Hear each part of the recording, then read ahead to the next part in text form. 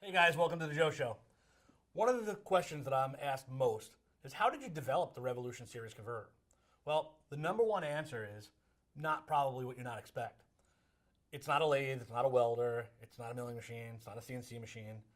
It's really data logging. Data logging is what allowed me to understand what was going on with these cars and what they needed. And I was able to work with a lot of great people who taught me how to read data and understand what was going on with the cars. A lot of people helped us develop this product that's worked so well over the last several years.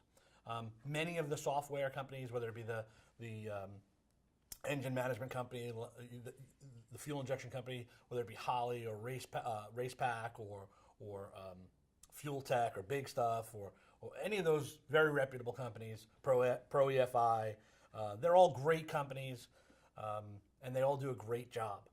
That's what allowed me to do my job. So we use Race Pack probably pretty more than anything else, and that's really what allowed me to understand, okay, what are we looking for? So when somebody calls us and say, hey, I need a torque converter, for almost always I say, are you doing any data logging? And many of the race cars we work with, of course, they are using data logging. And we look at very important signals to let us know what's going on. The most important signals for your torque converter company: engine RPM, drive shaft RPM, G meter.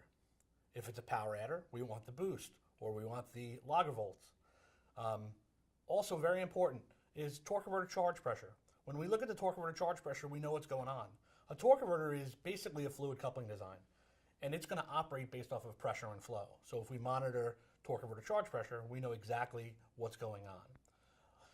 With getting feedback from the car and from the driver, we can determine what has to happen. We'll look at where's the flash point of the torque converter, where's the shift recovery, where is it shifting at, what's the finish line RPM.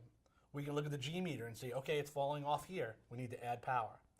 So if you want a good torque converter and you want to work with a good torque converter company, the most important thing to give them is as much information as possible, and data logging and companies like RacePack are the way to do that. Thank you very much.